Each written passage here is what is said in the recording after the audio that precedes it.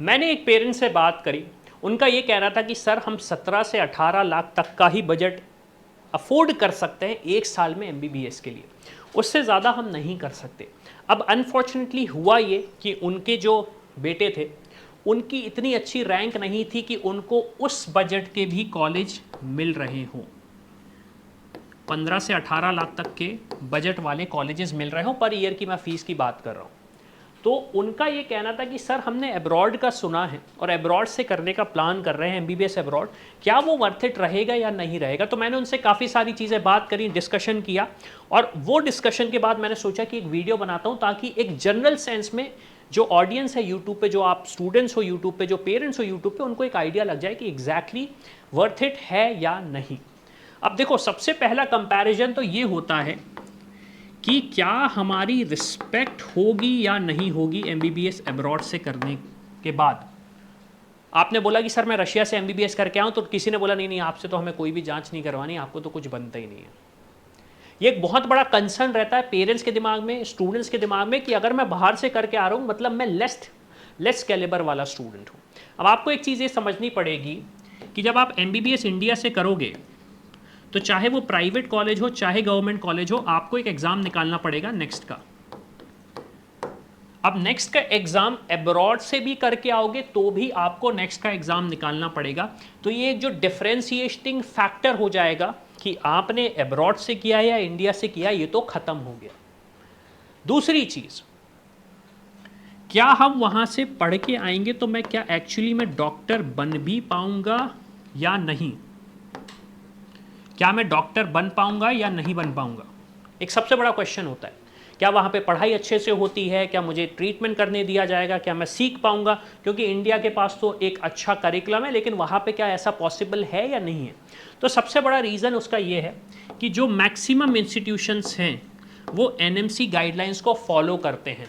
अब जब NMC guidelines को फॉलो करते हैं तो इसका मतलब ये है कि इंडियन गवर्नमेंट ने कुछ पैरामीटर्स ला के दिए हैं जिसके बेसिस पे इंडियन गवर्नमेंट का कहना है कि अगर आप अब्रॉड से पढ़ के आ रहे हो तो इस मामले में आपकी डिग्री वैलिड है और हम आपको लाइसेंस देंगे इंडिया में प्रैक्टिस करने का।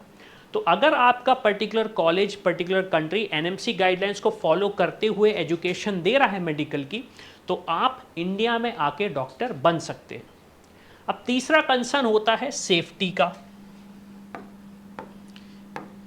कि अच्छा ठीक है ये तो बहुत हरी हरी बातें हो गई, लेकिन क्या कंट्री सेफ भी है या नहीं है। क्योंकि काफ़ी सारे स्टूडेंट्स ने देखा यूक्रेन में जब कॉन्फ्लिक्ट हुआ तो स्टूडेंट्स को वापस आना पड़ा। अभी रिसेंटली में बांग्लादेश में एक इशू हुआ तो उसके बाद स्टूडेंट्स का और पेरेंट्स काफ़ी ज़्यादा घबरा गए।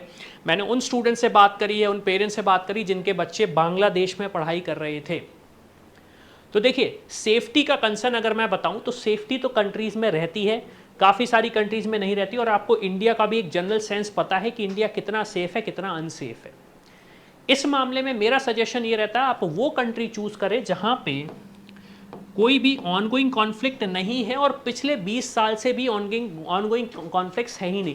मतलब वो कंट्री खुद एक पीसफुल कंट्री और वो अपने नेबर्स के साथ भी पीसफुली रहना चाहती है। या फिर हम वो कंट्री चूज़ कर सकते हैं जिसका एक बहुत बड़ा ब्रांड वैल्यू है, जैसे कि एक बात करें, मैं जर्मनी की बात करूं, इटली की बात करूं। जब भी हम जर्मनी और इटली का नाम लेते कभी ये कोई क्वेश्चन नहीं पूछा जाता क्या ये कंट्री सेफ है या नहीं है। तो सेफ्टी वाइज मेरा कंसर्न ये है कि सेफ्टी रहती है।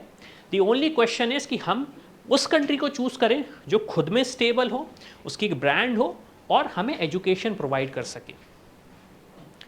फिर चौथा कंसर्न स्टूडेंट्स का यूजुअली आता है करियर। क्या हम अपना करियर बना पाएंगे वहाँ से एजुकेशन लेने के बाद। तो एमबीबीएस अब्रॉड में जैसे कि इंडिया जो गाइडलाइंस आई है उनका ये कहना है कि सबसे पहले तो आपको उस कंट्री में लाइसेंस टू प्रैक्टिस मिलना चाहिए। अब जब आपको लाइसेंस टू प्रैक्टिस मिलता है तो यूजुअली होता यह है कि इंडिया के स्टूडेंट्स वहीं पे प्रैक्टिस करने लगते हैं। मैं एक एग्जांपल दूंगा चाइना का। काफ़ी सारे स्टूडेंट्स गए चाइना, वहाँ से उन्होंने अपना एजुकेशन लिया, लेकिन कुछ कारण से उन्हें इंडिया वापस नहीं आना था, तो वो आज की तारीख में चाइना में प्रैक्टिस कर रहे हैं। अब जब आप चाइना में प्रैक्टिस कर रहे हैं मतलब ये है कि आपने जो भी इन्वेस्टमेंट किया है अपनी एजुकेशन में उसको आप वापस रिकूप कर पा रहे हो। ऐसा नहीं है कि आपने वहाँ से पढ़ाई करके आए और आप सिर्फ और सिर्फ 12th पास रह गए इंडिया में। तो चौथी चीज़ ये जो कंसर्न होता है कि करियर वाइज क्या मैं ग्रो कर पाऊंगा या नहीं, तो आंसर है यस, आप कर पाओगे। फिर एक कंसर्न पेरेंट्स का ये भी आता है, स्टूडेंट्स का भी आता है, फ्यूचर। ठीक है, करियर हम बना लेंगे, हम सेफ्टी भी है कंसर्न, कंट्री में कोई दिक्कत नहीं है हमारे पास, लेकिन क्या मेरा फ्यूचर होगा? क्या मेरा फ्यूचर होगा? अब फ्यूचर होगा या नहीं होगा, इसका आंसर बड़ा सिंपल सा ये है कि जब आप अपनी एजुकेशन लेके आते हो और स्पेशली एनएमसी गाइडलाइंस को फॉलो करते हुए आपके पास एजुकेशन आती है, तो पहली चीज़ तो यस, आप इंडिया में अपना करियर बना सकते हैं। आप दूसरे पाथवे जिसे हम बोलते हैं USMLE, UKMLE, प्लैब, ऑस्ट्रेलिया का एग्ज़ाम, कनाडा, न्यूजीलैंड, ये जो मेजर कंट्रीज़ हैं यहाँ पे आप अपना फ्यूचर देख सकते हैं, इंक्लूडिंग इंडिया। आप अपना फ्यूचर देख सकते हैं इंक्लूडिंग इंडिया। जैसे कि USMLE, इसका मुझे एग्जैक्टली बोलने की भी ज़रूरत नहीं, बहुत ही प्रेस्टिजियस एग्ज़ाम होता है। आपने इसे एक बार क्लियर किया, उसके बाद आपकी लाइफ, मतलब मैं बोलना नहीं चाहूँगा सेट है, लेकिन हाँ हो जाती है। सेम चीज़ UK हो गया, प्लैब हो गया, फिर ऑस्ट्रेलिया का एग्जाम हो गया, कनाडा हो गया, न्यूजीलैंड हो गया, इसके अलावा काफ़ी सारी और कंट्रीज़ हैं।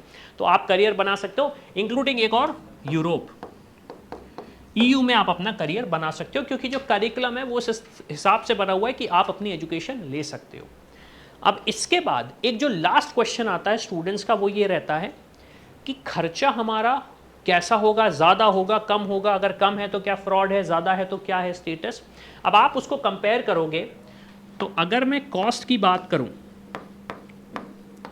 तो इंडिया में आपका जो कॉस्ट आता है यूजुअली 10 से 18 लाख पर ईयर आता है। कहीं ज़्यादा भी होता है, कहीं कम भी होता है, लेकिन एवरेज हम मान रहे हैं 10 से 18 लाख आपका। तो ऑन एन एवरेज आपका जो टोटल खर्चा है वो 50 से स्टार्ट होता है और 80 तक जाता है एवरेज, इससे ज़्यादा भी जाता है। अब अगर हम इतना बड़ा इन्वेस्टमेंट कर रहे हैं प्राइवेट कॉलेज में और अगर वो वर्थ इट नहीं है, तो फिर तो हमें करने की ज़रूरत नहीं है। लेकिन अगर हम अब्रॉड में बात करें, तो अब्रॉड में आपको 18 लाख में 6 इयर्स की एजुकेशन मिल जाती है। 18 लाख में 6 ईयर की एजुकेशन मिल जाती है, जिसकी मैं मिनिमम बात कर रहा हूँ। और कोई ऐसी वैसी कंट्री भी नहीं, रशिया की अगर बात करें, वर्ल्ड की सुपर पावर है, one of the permanent member of UN है, तो आप समझ सकते हो कि 18 लाख में अगर 6 ईयर की एजुकेशन हो रही, एक स्ट्रॉन्ग कंट्री से हो रही, तो कोई इशू नहीं आता। इसके अलावा एक और कंट्री है इटली, अगर मैं बात करूं, वहाँ पे स्कॉलरशिप अवेलेबल होती है, तो अल्टीमेटली कॉस्ट आपकी काफ़ी कम आ जाती है। तो जब आप इन चीज़ों को समझते हो, तो आपको एक आइडिया लगता है कि MBBS अब्रॉड वर्थ इट है या नहीं। जो सबसे बड़ा चैलेंज स्टूडेंट्स को 2024 में आ रहा है वो ये है कि हमारे पास उतनी अच्छी रैंक नहीं थी जिसकी वजह से हम एक गवर्नमेंट मेडिकल कॉलेज ले सकें। हमारे पास ये जो इन्वेस्टमेंट आ रहा है 50 से 80 लाख का, हम ये कर नहीं सकते। तो ऑल्टरनेटिवली मुझे आयुष की तरफ बढ़ना था, लेकिन मैं वहाँ जाना नहीं चाह रहा हूँ। तो MBBS अब्रॉड क्या वर्थ इट रहेगा या नहीं मेरे लिए रहेगा। होपफुली इस वीडियो के थ्रू आपको सारे क्वेश्चंस के आंसर मिल चुके होंगे, और जो भी डाउट हैं उसका सजेशन तो मैं बड़ा सिंपल सा देता हूँ, कभी भी किसी की बात सुनो मत, समझो मत, हमारी टीम से डिस्कस करो, हमारी काउंसलिंग टीम से डिस्कस करो। आपको 100% फ्री ऑफ कॉस्ट काउंसलिंग हम प्रोवाइड करेंगे, क्योंकि देखो दिखता हमें कब नहीं है, जब हम अंधेरे में होते हैं। तो जाओ डिस्कस करो, टीम से बात करो, और अगर कंसर्न है कि सर स्कॉलरशिप अवेलेबल होती है अब्रॉड में, कौन सी कंट्री जाना चाहिए, नहीं जाना चाहिए, फी स्ट्रक्चर क्या होना चाहिए, कितना खर्चा आएगा, ये सारे के सारे क्वेश्चंस के आंसर आपको हमारी टीम के साथ मिल जाएंगे। तो जाओ, डिस्क्रिप्शन में डिटेल्स दिए गए हैं, उनसे बात करो और समझो कि कैसे आप एक ऑप्शन ऑल्टरनेटिव बना सकते हो। तो इसी के साथ मैं हूँ अविनाश, मेरा काम है रास्ता दिखाना, उस पर चल के डॉक्टर बनना आपका। I hope you like this video. For more such videos, keep watching our channel and do not forget to like, share and subscribe.